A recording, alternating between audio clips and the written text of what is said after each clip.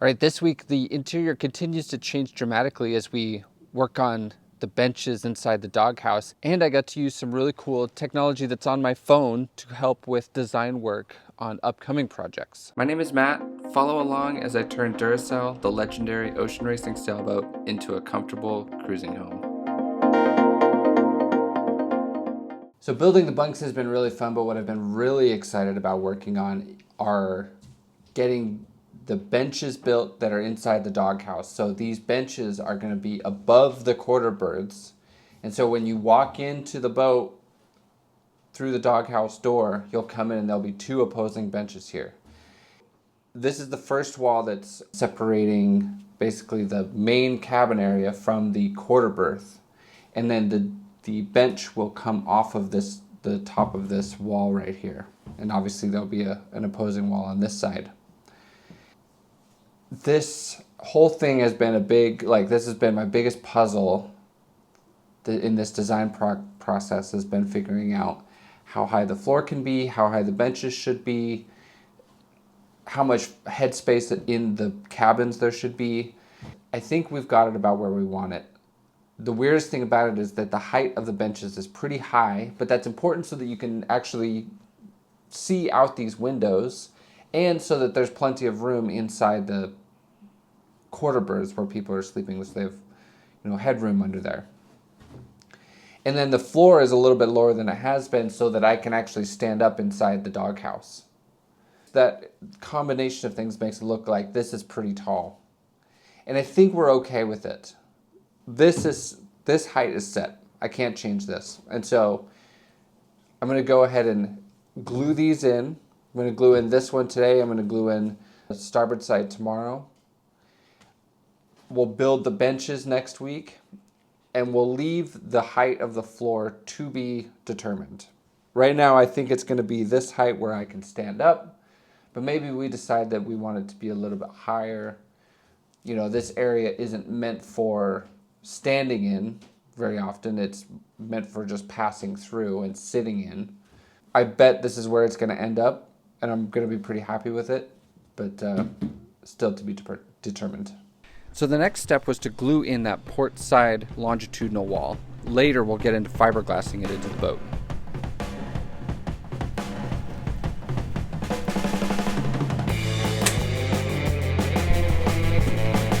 She's watching. She's very curious.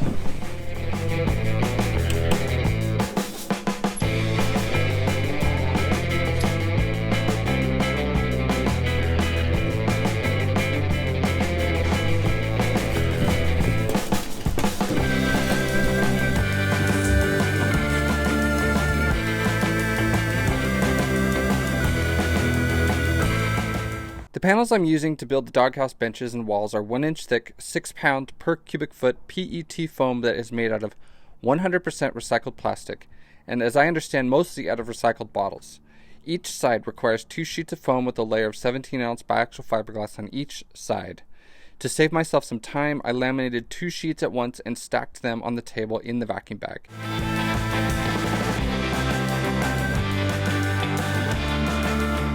To make sure everything cures nicely during the winter night, I built an oven on the table with a space heater to get it up around 100 degrees. So this is the second wall on the starboard side that's making the engine room and the lower part of the bench. And so I'm ready to fit this in. I've been trimming and fitting these for the last day to get them to fit. And they're ready to go. I've got them trimmed exactly how I want. I used a template just like I did with the cabinets and everything else to make them. They're ready to go, so we're gonna go fit them up in the boat and glue them in.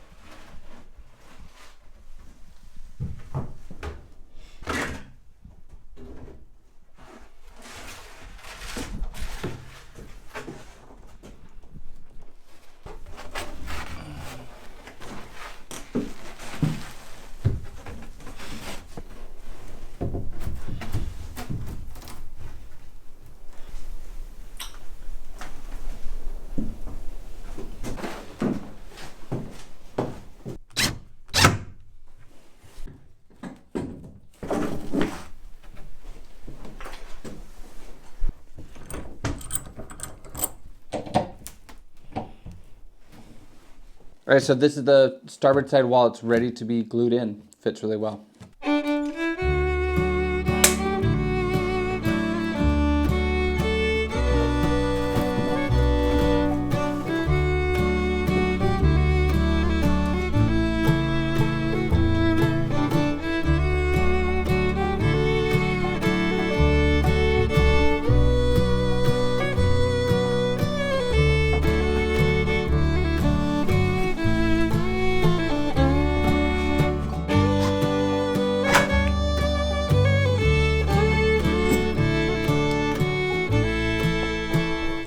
What are you smiling about? You were so concerned about how even it was. See, it's even now. This panel, for some reason, warped a little bit. And so I'm using these blocks to straighten it out. It's just a little bit, but you know, enough to notice.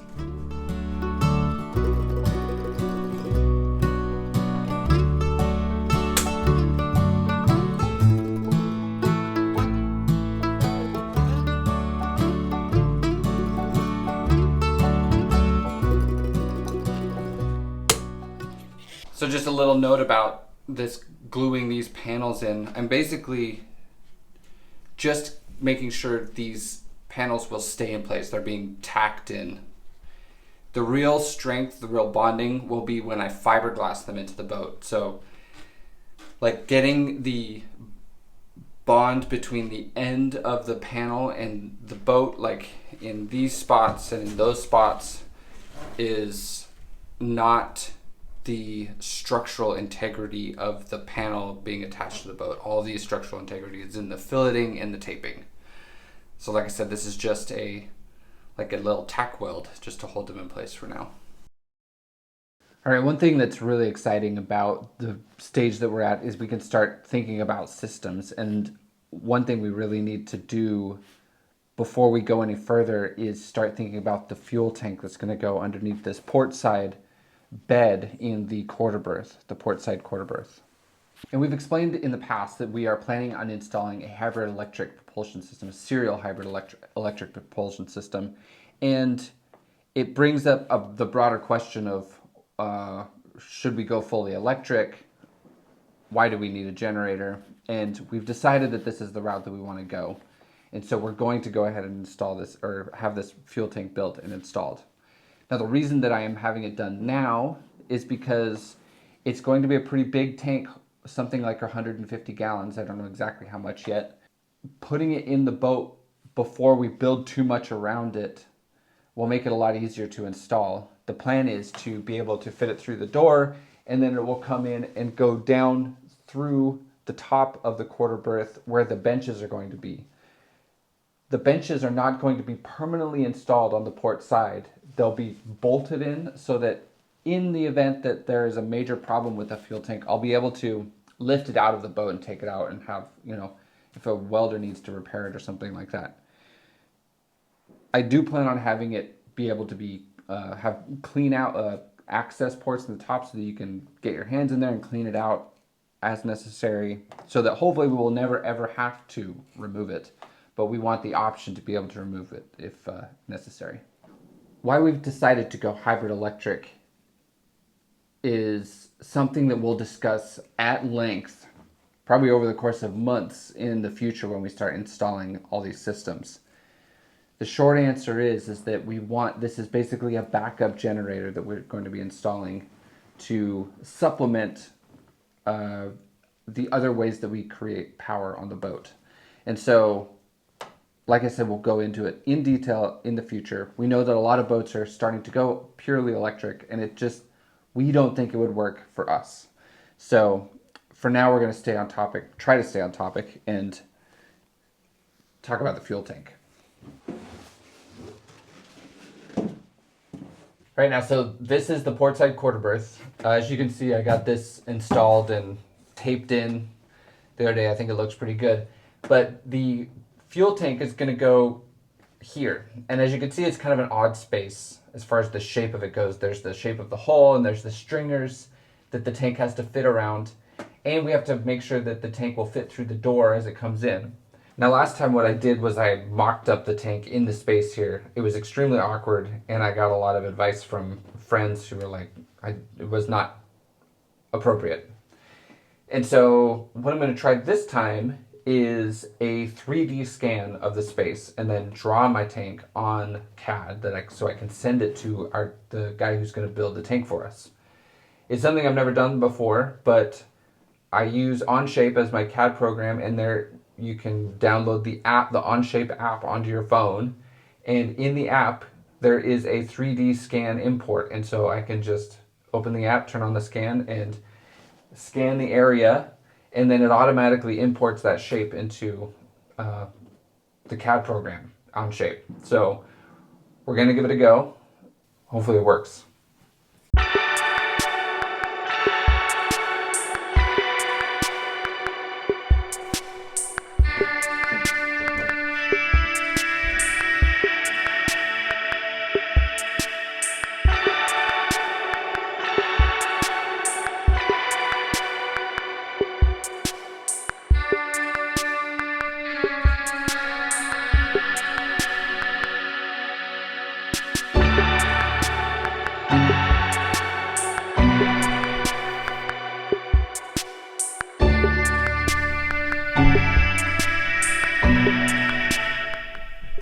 Crazy.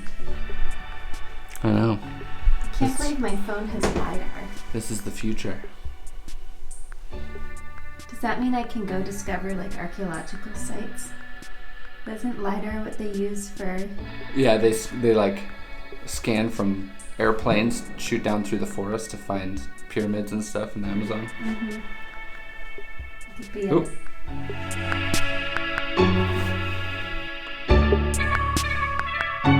So the real test will be to go to the computer and measure everything on this part and make sure that all the dimensions are correct, and then start drawing from there. Success. We'll see. So now we get to go inside and play on the computer, getting this tank built.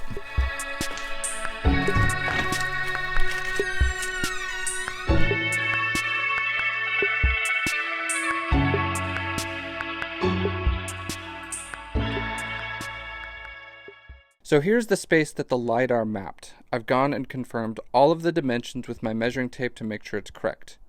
And here is the space with my fuel tank built. Obviously, I want to fill as much of the space as I can to get as much capacity as possible. The tank will have about 140 gallon capacity. There will be at least 3 compartments separated by baffles. The lowest part in the tank is close to the middle on the inboard side, so the fuel pickups will be there, in the top of the tank. There will be cleanup access in each of the compartments. The fill and vent are on the forward and outboard sides, and the fuel return line from the engine will be on the aft end. Here's a cross-section that shows the inside of the tank. You can see the baffles which prevent fuel from sloshing around, and it is only 24 inches at the tallest point, so it will easily fit through the door. So we had a viewer reach out to us a few months ago, and he offered to build us the fuel tank. So I've got the drawing done, I've got the basic dimensions, so I'm going to go ahead and send all that information to him.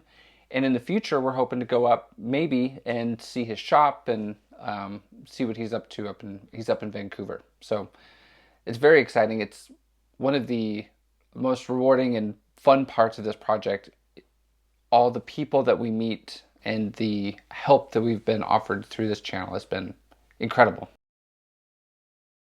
Just in case you thought you might get away with seeing an episode with no fiberglassing, don't worry. There is still plenty of fiberglassing to get done this week after the fuel tank dimensions were figured out.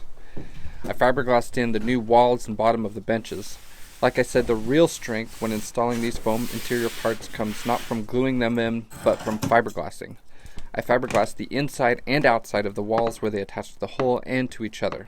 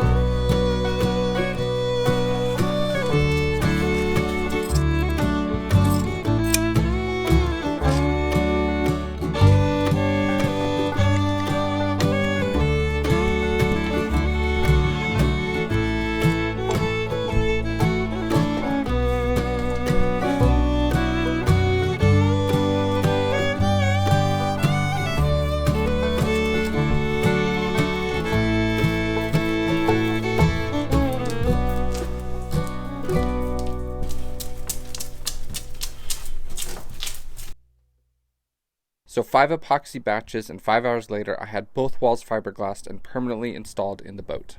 On the day that this video publishes, I'll be starting to build the benches that go above the quarter berths. I'm really excited to see how they turn out. All right, we have some new Patreons to thank this week. First, thank you to Mike from the Prairie, who's a retired pilot living in the Canadian Prairie. Also, thank you to Trond from Norway. He lives out of Oslo, and he's a maritime pilot and has been sailing his whole life. Currently, he races a 2.4 meter, which is the cool little single-person sailboats that you sit and drive like this, and I think you drive with your feet. Anyway, they're really cool boats. Tusen takk. Thank you to Chris, who is local to here in Port Townsend. Chris sails in Alden 44, and he's also raced in NorCal, so thank you very much, Chris. Also, thank you to Paul, who's from Connecticut. Paul is a hobby boat builder. I think he said he's built 9 boats, 9+ boats, and they're really gorgeous. He sent pictures and a blog from his most recent build, which was this. It's called TARDIS, is the name of the boat, and it's by a local designer here in the area. But it's a trailer cruiser powerboat that he trailers up and down the East Coast. Really beautiful job done on this boat, and he cruises with his cat Sparta, who they found doing the Great Loop on a previous boat that he had. So you should check out his blog. We'll include that in the description below the video. So thank you to Paul. And lastly, thank you to Richard, who's from Victoria up in BC. He lives on his Tiana 37 and races a lot up there on a Thunderbird and J33, and plans to do the circumnavigate Vancouver Island here in the future, which I am really excited to do on this boat. So thank you again so much to everybody. You're all the best. We couldn't do this project without you.